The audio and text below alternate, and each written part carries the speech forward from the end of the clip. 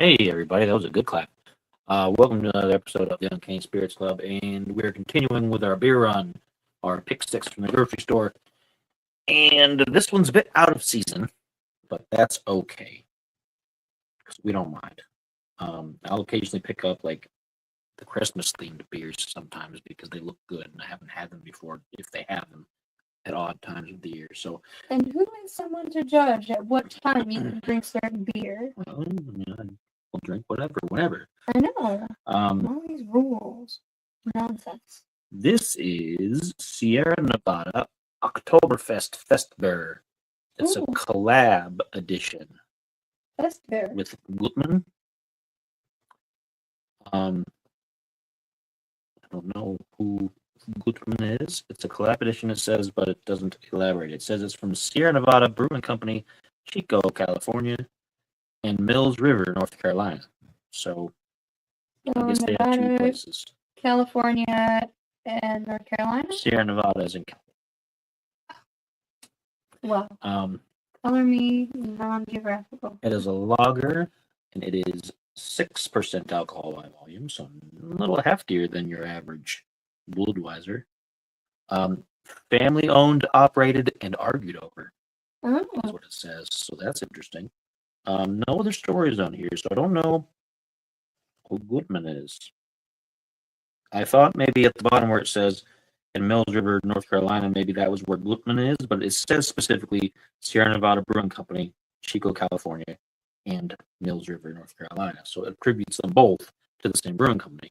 So, Glutman, whoever you are, I hope you did good on your collaboration. They should. They're good men. We're going to pop it open here.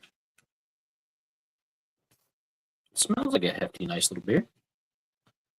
Smells like a German beer. Kind of like a pastry. Mm. Pour it in there.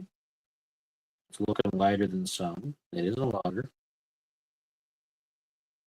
Not too bad on the foam here. It looks good. It's a little darker than a standard lager, which isn't bad. A little darker than what you get from like a Coors or a Budweiser. Budweiser, they lies to me. So yeah, they call themselves beer. Whatever they are. So it looks like it's got a little bit more heft and a little bit more weight to it, which is nice. Because that's one of the reasons I don't drink a lot of lagers, because there's just not as much to them. And the big mainstream ones are just water, essentially. So let's give this a try and see how it goes. It smells like a nice German beer. It does smell nice and what I would expect from a German beer. So here we go.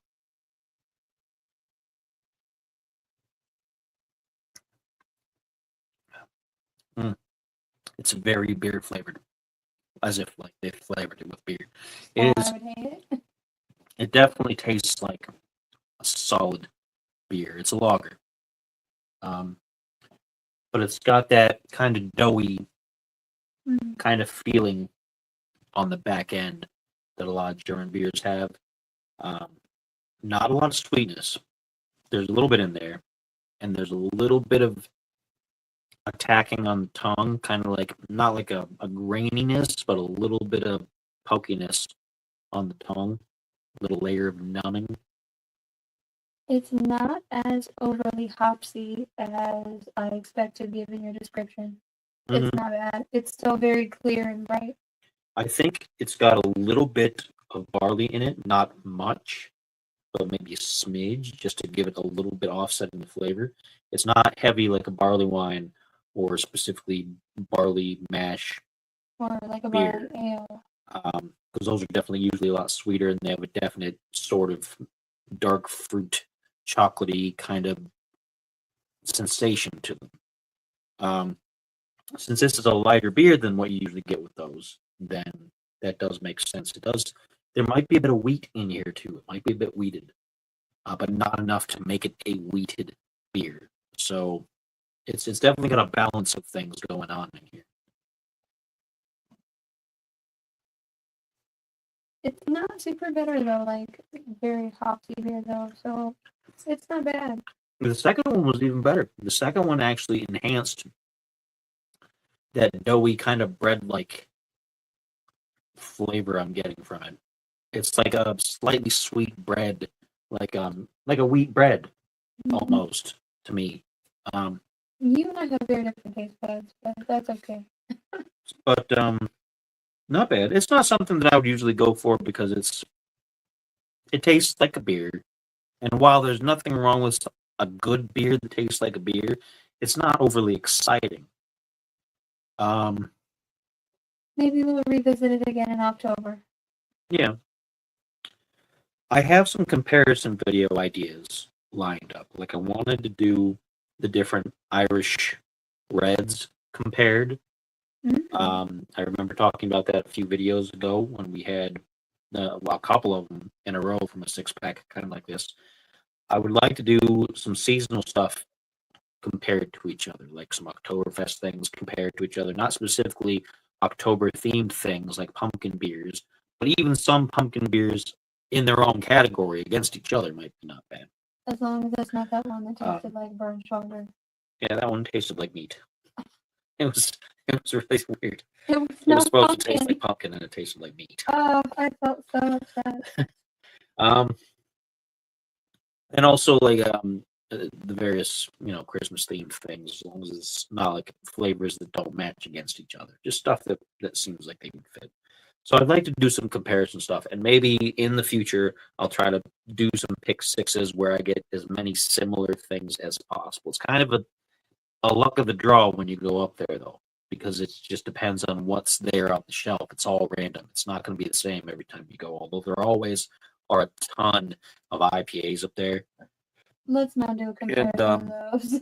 I'm not going to get a whole 6-pack of IPAs anymore. I might once in a while grab one that looks interesting for my IPA series, but I'm largely letting that be finished because I can't find one that I like. I'm just not going to do it. But as far as other things go, I'm going to try to do some mix and match and do some comparisons because I think that'd be interesting. Summer shandies, because it's soon going to be summertime. That would be nice and refreshing. I've had the Line and Kugels, and Line and Kugels for some reason always messes with my stomach. I don't know what it is. Oh, see, I like that. But I would try them again. I like their berry advice. I've done different whiskey comparison videos, so I might as well do some beer comparison videos where I do a few things in a row, do a flight, so to speak. We could also do that with Ron. Yeah. I'm just saying. So those are plans in the future, but this isn't bad. This is a cat, of course, right here. Get in my face as they do. This is the Sierra Nevada Oktoberfest Festbeir collab edition Gutmann. I don't know. I honestly don't know if collab edition means it's with Gutmann or I don't know. There's no indication. Edition, or? The Gutmann collab edition. I have no idea. It's a mystery to me. It's Who is the Gutmann? Gutmann? Is he part of the Sierra Nevada or is he not? Let me look him up. I will. That is what his search engine is for. But this is a lager. It is 6% alcohol by volume. And their little slogan is family owned. There's this cat. She's in my face here. Okay, this says. Family owned, operated, and argued over. Alright. Our Authentic Oktoberfest is a collaboration with Brauerei Gutmann, an iconic German brewer that's been family owned since 1707. Wonder why they didn't put that on the can, because there's no indication of that on the can. No, I had to go to their website, sierranevada.com. Okay, if you look up at the top in a spot that I missed, it repeats the alcohol by volume, but it also says contains malted barley. Oh, this actually says the malts are Munich, Pilsner, Turo, Kale, and Wheat. And then the hops are Hirschbrucker, Laurel, Sapphire, and Spalter. And the yeast is lager. I didn't know they had. Yeah, I don't know what difference a lot of that kind of stuff makes. But it does have wheat. Stuff, but it does have wheat and it does have barley, which is I guess my taste is doing pretty well that I was able to pick that out Good without job. indications on the can other than where it says contains barley that I missed. But I didn't know that ahead of time, so I still went. Oh, but it tells us the bitterness units. I didn't know that's a thing. It has 30 bitterness units. But there you go. So Sierra Nevada Brewing Company, Chico, California, and Mills River. I'm just all over the place with my pronunciations today. Mills River, North Carolina, in the USA. So price-wise on that, because it's part of the Pick Six is $12.99 for a mix and match. So on average, this is probably going to be between $11.99 and $13.99. I would imagine this would be closer to $11.99 because it's a lager and it's not as fancy as some of the other craft things. But I could be wrong. I don't want to give the wrong impression that you're going to go to the grocery store and be like, oh, he said it was $11.99. It's $15. But yeah, it's also framed around a theme too. So Oktoberfest, they may raise the prices more because it's a Festbeir. But not bad. And if you like the sound of that flavor profile, wheat, barley, along with a bit of lager style hops and things, then I think it's balanced well. I think it's a decent flavor. Who knows? I might get this again. I don't know. I have to think it over because again, I'm not really into lagers so much, and it's not that this is a good example of a good lager. I just don't drink lagers very much. So if I'm in the mood for it, then maybe I'll look for it if it's not as expensive as I think it is. But so that's it. That's the Oktoberfest Festbeir, and we've got in May, no less. In May, Mm-hmm. Oktoberfest in May, Christmas in July. We've got 3 more cans to go. Well, 1 can and 2 bottles, I think. No, 3 more variety beers to go. no, I think I just have 2 bottles. I think I've done 4 now. Yeah, I have 2 bottles of things. I have Sam Adams to go, and I have the Smirnoff Ice that looked like a flavor I hadn't tried yet. That's going to be the odd man out. Spoilers! You just told them what's coming up. How dare you? Well, they don't know what to think about them, so they still have to watch. Tune in. Make sure you tune in. Until next time, cheers.